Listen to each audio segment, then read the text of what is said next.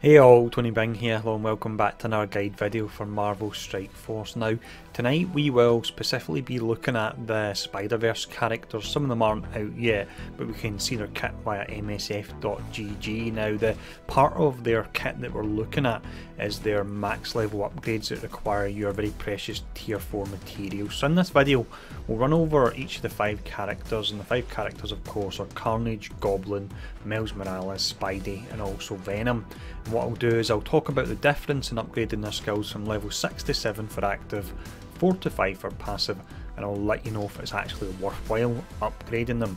Once we've done that, we'll then do a quick summary at the end where I'll list all the skills and I'll put them in order of the ones I would say that would be the highest priority. Now, the first character we'll start off anyway, we'll do this in alphabetical order to make it nice and easy.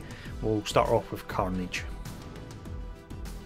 Carnage then, from what we've seen of his kit on msf.gg, looks absolutely insane. Now, if we start off with his basic, this is Cleave, and all these skills you're seeing here are maxed out. So with this, you attack primary target for 280% damage. If the primary target is a negative effect, you chain 1 to 2 adjacent targets for 90% damage, and you also spread negative effects as well. You don't spread stun though. Now, the difference between level 6 and level 7 is the damage drops down by 50% on the primary target, so it means you would be doing 230% damage. Now, personally I don't feel this is worthwhile. Any real upgrade that requires your orange ability materials and is just flat damage and doesn't offer utility unless it's an insane amount of damage, I wouldn't upgrade at all. So this one I'll hold off on and just keep it at level 6. We then have the special, which is called Slaughter. So with this, you attack primary target for 420% damage and a huge 100% additional damage per negative effect. So if you put him in a team with debuffs, that really would be insane, and you could probably do close to about 1000 damage with it. Now, also with this, you remove all negative effects from the primary target and attack all adjacent targets for 250% damage. The only difference with this one is damage from level 6 to level 7, but it is a whopping 70% damage. So you'll do at level 6 350% damage to the primary target and 180 to adjacent. Now, because it is 70% damage, which is a large amount, I would say this is worthwhile upgrading here. Next up we have the ultimate, which is Absolute Carnage. This is another skill that only really sees a difference in regards to damage. The utility doesn't change from level 6 to level 7. So this is attack primary target for 500% piercing. Piercing is really effective against targets because that will go through all their armour. You apply 2 bleed for 2 turns. If the primary target is above 50% health, you apply an additional bleed for 2 turns as well. Exceptionally strong skill there. Now, this gains a whopping 80% damage when you upgrade it from 6 to 7, so it goes from 420 all the way up to that 500 you see on screen at the moment. So this is one that I would upgrade as well. Finally, we have the passive. So this is Frenzied Fury. So when an enemy drops below 25% health, you fill speed bar by 30% and you heal for 10% of the character's max health. The difference between level 4 and level 5 is filling your speed bar from 20% to filling it for 30%, which is big difference if there's lots of various characters you're going up against. Think of a raid when there's lots of characters and their health was dropping down. Now, one thing that would be interesting and could slightly factor in this is that if you defeat an enemy, would that still count as a health dropping below 25% if you essentially one-shot them? That's something we need to find out.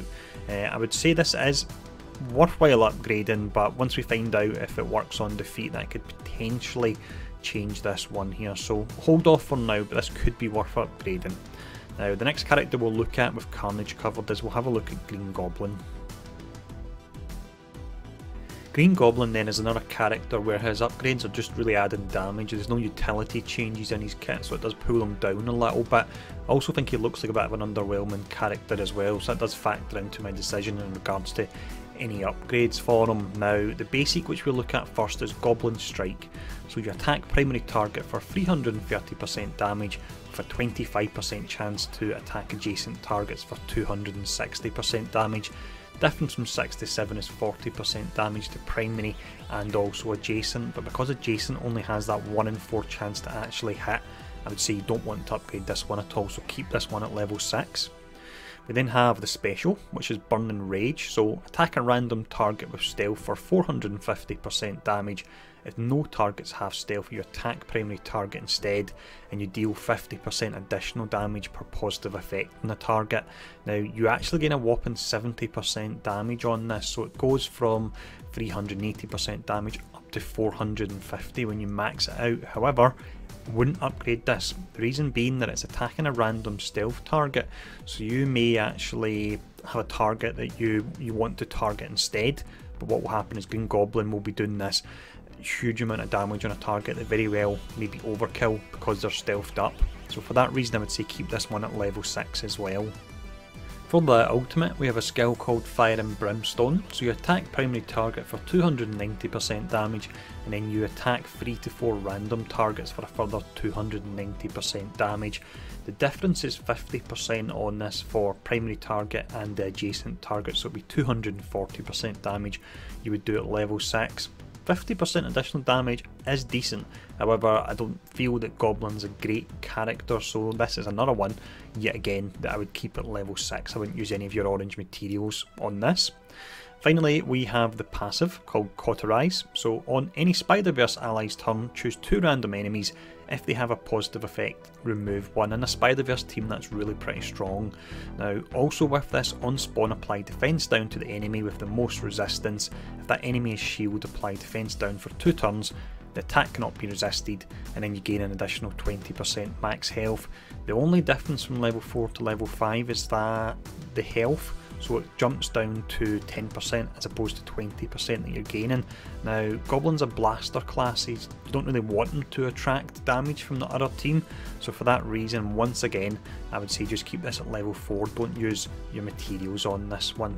Now, the next character we look at does much better in regards to upgrades, and it's Miles Morales. With Miles then, most of his orange ability material upgrades are actually based around utility here. Now the basic which we start off with is called Quick Strike. With this you attack primary target for 280% damage. If the target has defense down, you clear 3 positive effects. In this particular one it is only damage, no utility. It's 40% difference, so at level 6 you gain 240% damage, so for that reason I wouldn't upgrade this one, keep it at level 6. We then have this special, and this is really nice, this is Venom Shock. So you attack primary target for 300% damage, change speed bar by -50%, apply slow for 2 turns, and prolong all negative effects by 1, and then you gain stealth as well, and it cannot be blocked. Now the fantastic thing with this is he actually applies the slow and then he prolongs it, so if you were to upgrade this to level 7, which I would recommend doing, you actually do 3 turns of slow, which is absolutely insane. If you were to keep it at level 6, you would actually lose 40% damage in that 1 slow as well, so I would say this is one that is worthwhile upgrading. 3 slow is just incredibly strong on targets, it really can help lock them down.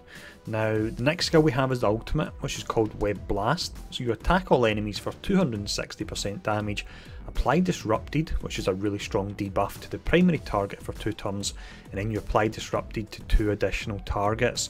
The difference between level 6 and level 7 is only 30% damage, and you do 1 additional Disrupted to an additional target.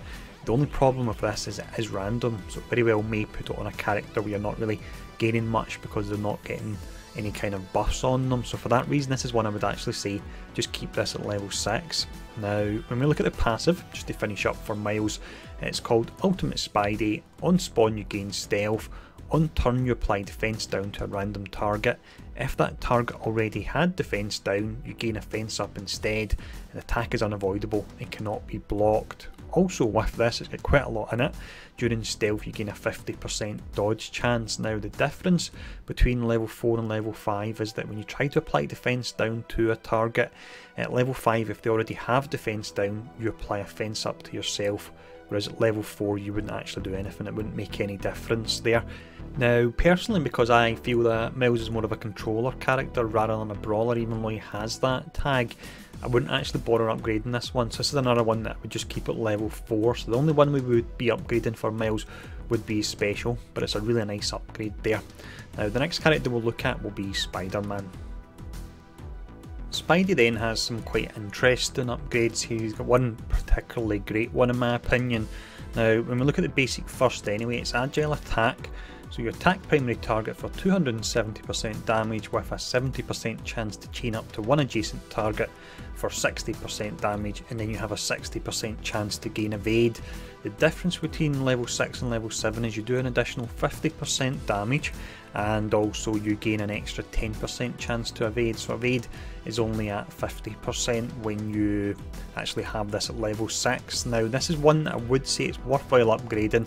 It doesn't look massively impressive on its own, but when you actually tie this into the passive, the extra 10% chance to evade can be really helpful.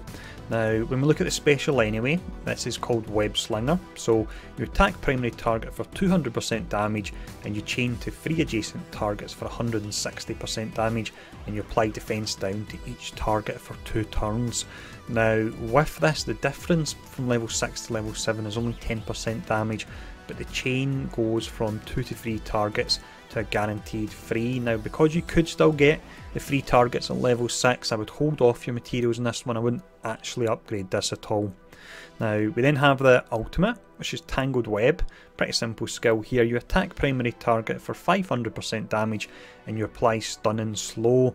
You do gain a whopping 60% damage upgrading it from level 6 to level 7, so it goes from 440 up to 500. Wouldn't upgrade it though. The reason for this is this particular skill, you don't generally use it for damage. You'll use it when you want to lock down a target via the stun or the slow. So the damage is nice, but it's not the most important aspect of this. It's the utility of it. So again, this is one that I would hold off upgrading. It's a good upgrade. 60% damage is very nice, but I would hold off and prioritise other ones first.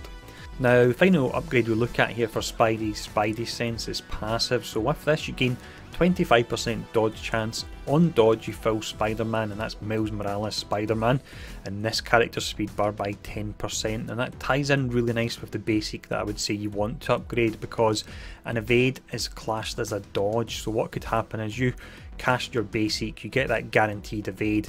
That means the next time an enemy attacks you or Miles, if they're in the same team, you're then guaranteed that additional 10% speed bar for both of them.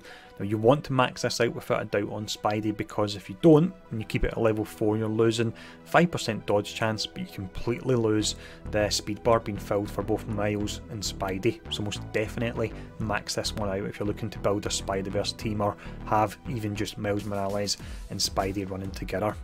Now the last character we look at here will be Venom.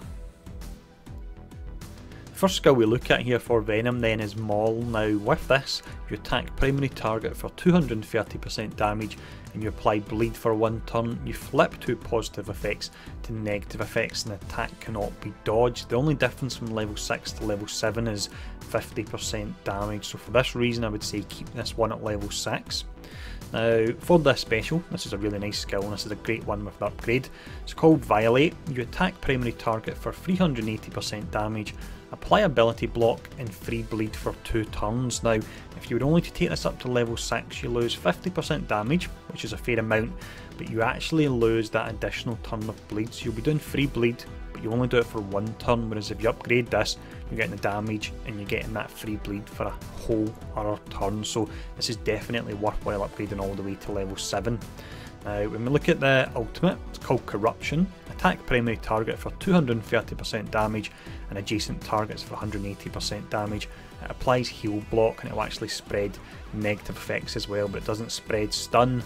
The difference from level 6 to level 7 is 50% damage on the primary damage, and then 40% on the adjacent targets. So for that reason, just keep this one at level 6. You don't want to max this one out. The final skill we look at here for this video then is Symbiosis, which is the passive. On turn, you heal for 15% of the character's max health. If health is greater than 95%, you gain defense up for 2 turns, and Venom of course gains the additional focus if there's a Spider-Verse character present as well. That's something they just changed recently. It used to be Spider-Man, but they've changed it to Spider-Verse. The difference from level 4 to level 5 is that your heal, rather than healing for 15%, would heal for 10%.